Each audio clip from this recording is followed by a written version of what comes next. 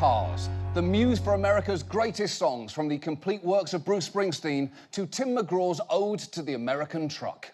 If you like it up loud and you're hillbilly proud, then you know what I'm talking about. Let me hear you say, truck, yeah. Truck, yeah!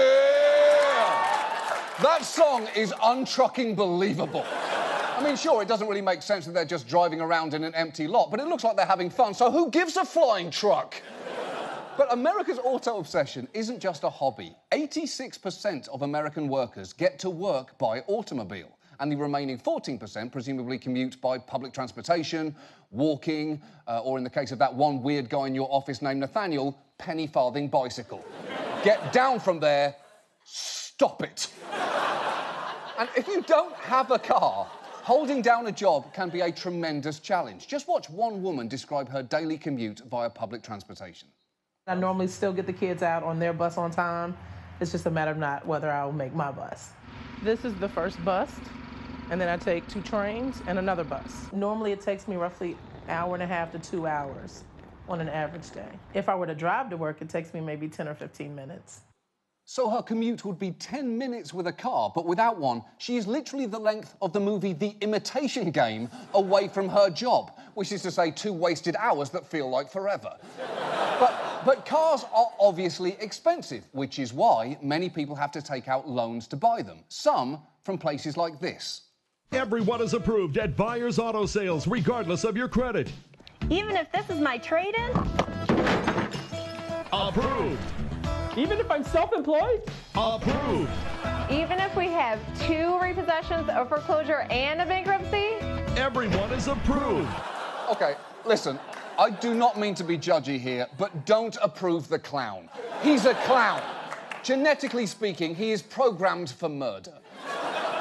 Now that ad is targeting people with bad credit who are only eligible for what are called subprime loans. And nearly a quarter of all car loans are now of the high-risk subprime variety. In fact, so many are being issued, they recently reached a 10-year high. And if the phrase, a boom in subprime loans, is making your eye twitch with flashbacks to the mortgage crisis, just wait, we will get there. But first, let me take you on a tour of the subprime auto loan industry, and we'll start with so-called buy here, pay here dealers who do their own lending. They have been around for years, and their ads make it all look very simple. How can we get you financed when others can't? 2 reasons. First, we are the bank. We don't have to send you or your deal anywhere. The second reason we can get you financed is because we don't even look at your credit score. Of course. In fact, we don't even know what a credit score is. What is a good one? PG-13, 640 on the verbal, 710 on math, 3 under par? Is that a good credit score? We've got no idea, and that's why you should trust us.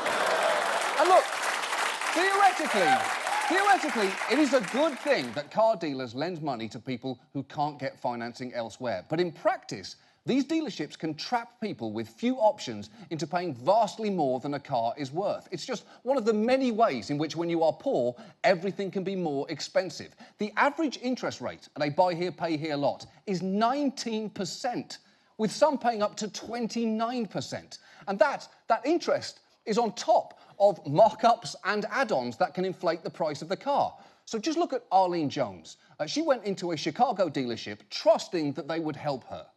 When she first got to the Quick Auto lot, she told the salesman she had an upper limit on price. I told him, I said, I can't afford no car over $3,000. She says he was very reassuring. Like, don't worry about it. He said, you can handle it. In the end, Arlene borrowed $8,600 at 24.9% interest over 3 years. If she had paid off the loan, she would have spent more than $13,000 on a car that was only worth about $3,000. Holy shit! That is outrageous. The only way it's acceptable to sell someone a $3,000 car for $13,000 is if you slip a mint condition X-Men issue 1 into the glove compartment. At that point, you're being generous. But it's no wonder that buy here, pay here loans had an average default rate last year of nearly 1 in 3, with most customers who default doing so just 7 months after taking out the loan. And just think about that. 7 months is not a lot of time. If you put a 7-month-old baby in front of the screen right now, it would not understand anything I'm saying. It wouldn't even know if I was making fun of it. I'll show you. Go ahead, get a baby right now and put it in front of the screen. Here we go. Hey, dummy! Hey! You don't know that I'm mocking you, you stupid whittle face, do you? No, you don't! No, you don't! Who knows about that? Not you! You don't mind! You don't mind at all! See? 7 months is not long enough to do anything. Now put the kid to bed, you're a terrible parent. But the problem is, even if you're just a few days late on a payment, the dealership can repossess your car. And when they do, sometimes it is with little regard for what's inside. When the mother went to pick up her 3 children at a daycare, she left her 9-month-old in the car, but when she came out, there was no baby and no car. I wish that when you repo a car, you check the car before you take it. That's really it. Just don't, take nobody's baby. Yes, exactly. Don't take a baby is a good general rule for everyone. Whether you are repossessing a car, choosing a prom date, or making a selection in the NFL draft, don't take a baby. You don't take a baby. I don't care what they did in the combine. And increasingly, it is not difficult for buy here, pay here dealerships to repossess your car because many now install a special device which goes off when your payment is due. Every 5 seconds, the device is actually beeping at them as they're all the way taking the kids to school, all the way to work. It's informing them that they need to make their payment and contact their lender. However, if they don't, then the device at midnight, most lenders choose midnight as their time of shutoff. The device will not allow that car to start. Okay, setting aside the horror of the fact that they can shut your car off, that beeping sound is unbelievably annoying. Anyone with a smoke detector knows it only takes about 30 minutes of incessant beeping before you've completely lost your mind. Oh, I push the button, I unscrew the top, and I smash the whole thing with the bread maker, and it's still making that sound, so the only reasonable option is now to set my f***ing house on fire. And once they have repossessed your car, these dealers don't have to refund your down payment, and they might decide you still owe them money because the car is now worth less than they sold it to you for. So you can easily end up with no car and thousands of dollars in debt. Meanwhile, the dealer can turn around and sell your car to someone else. So the truth is, they can make money either way. And the same car can get sold this way over and over again. And to prove that, let me take you on a magical journey. Because a few years ago, the LA Times tracked the sales of one car from a Kansas City buy here, pay here dealer. It was a 2003 Kia Optima, much like this one. It had a Blue Book value of $5,350. But in April of 2008, it was sold for nearly $11,000 or double its Blue Book value. The original buyer complained of mechanical problems and refused to make payments. So the car was repossessed and sold again in August before being repossessed again 4 months later, and was then resold after just 3 weeks before being repossessed again from a mother of 3 who, without transportation, lost her job at Walmart. It was then resold again in May 2009 to an owner who complained of transmission trouble, so the dealer took it back and resold it just 4 weeks later, after which it was, you'll never guess, repossessed again from an owner who later filed for bankruptcy thanks in part to payments he owed on this piece of shit demon car. But wait, we are not done. It was sold again that December and was repossessed just 5 months later before being resold in May, and it was then, surprise, surprise, repossessed again, even though the owner, a mother of 4, claimed she made every payment. And then, according to the LA Times, it was sold one last time before being repossessed just 1 month later. That one car changed hands 8 times in 3 years, each time at a price double or even triple its Blue Book value, at which point you almost feel bad for the car, which presumably needed 2 sessions of therapy a week just to be able to start its crappy engine again. Now that is where the LA Times left it, but we felt so emotionally involved, we actually tracked that car down and discovered that since then it has been sold again, repossessed again, and then sold yet again. And when we called the last listed owner, she said it had been stolen. And I really hope whoever did that drove it straight off a f***ing cliff. Although, I am guessing even then some sleazy lobster wound up selling it to a poor, unsuspecting fish.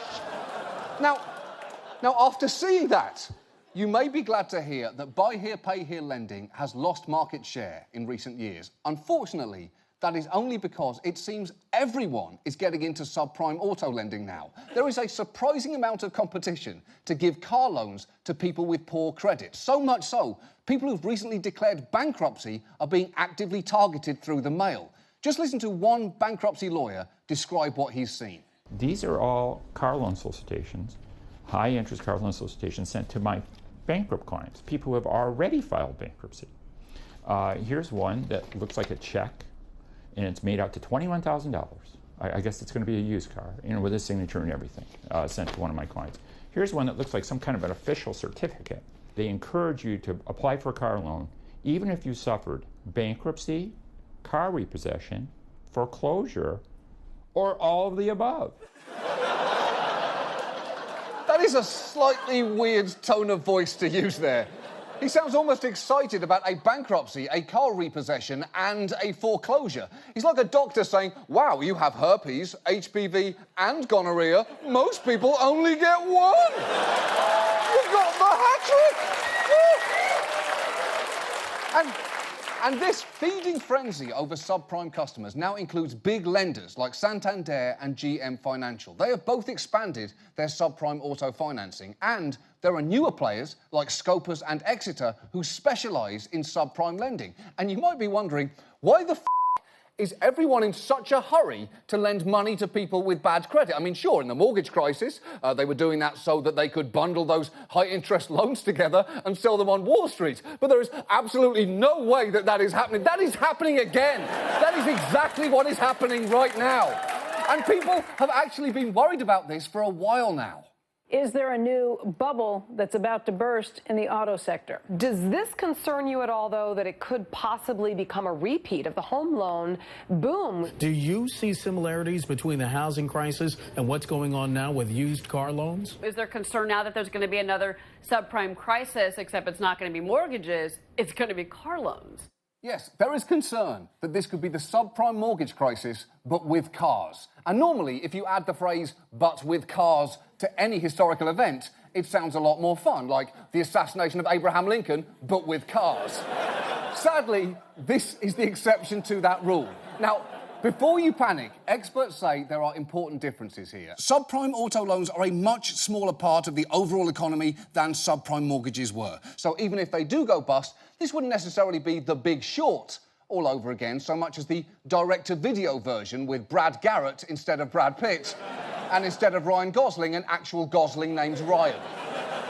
And Wall Street firms insist that they have learned their lesson and have set things up in such a way that tons of loans can default and investors will still be fine. But there are trouble signs. For instance, standards for some of the loans being sold as investments can be shockingly lax.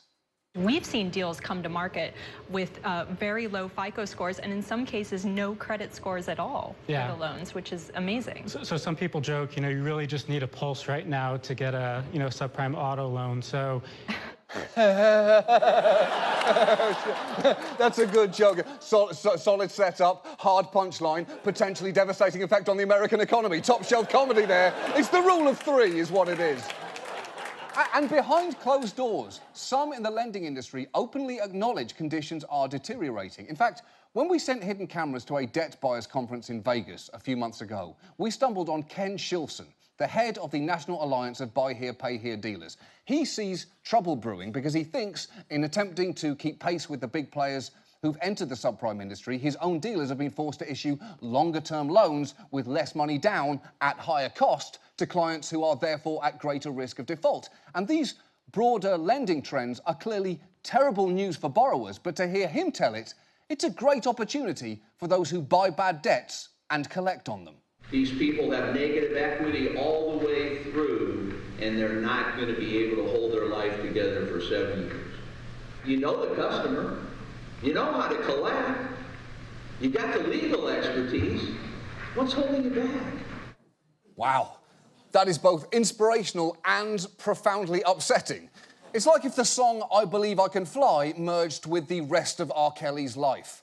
Now, listen, the news, don't Google that. Listen, the news that used car dealers are predatory is clearly not new. But It seems these days market pressures are forcing them to be more aggressive and take more risks, to the point where we may be getting close to an industry that looks like this. Well, howdy there, folks! Do you need a car? You can't afford a car? No problem, just come right on down today to Crazy Johnny's. Crazy Johnny! But don't take it from me, take it from my cousin, Crazy Jimmy! Come on out here, Jimmy!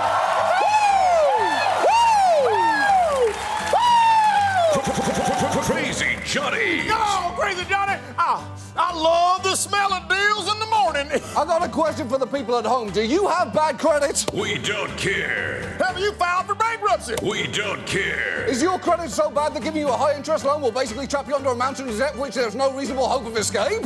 We don't give a And if you come in today, we've got a beautiful offer for you right now, man. This here is a pre-owned 2003 Kia Optima. It's aggressively bland. Jimmy, you gotta tell the people what it comes with. I will. It comes fully loaded with 4 tires, up to 1 engine, and a beeping device which emits a sound that will haunt your dreams. Does it come with anything else? It does, man. If you check the back seat, this car has a f***ing baby in it. Baby. There is an actual baby in this car right now. I have serious personal reservations about the situation this child is in. Well, don't focus on that. Look, this car is worth $2,000, but we'll let you have it for $0 down and just $200 a month for the next 7 years. That's nearly $17,000. No. Nearly $17,000. No. Don't do the actual math on that. Try and think of it at home like this. Act now, and this car will affect every financial decision you make for the best part of the next decade, and that is a Crazy Johnny promise. Crazy. We don't care. We don't care. Johnny's. And the crazy thing is, this piece of shit car is actually an opportunity for Wall Street, too. But don't listen to me. Listen to our accountant, Crazy Walter. Come on out here, Walter. Come on out here, Walter. Come on out here, Walter. Walter's crazy.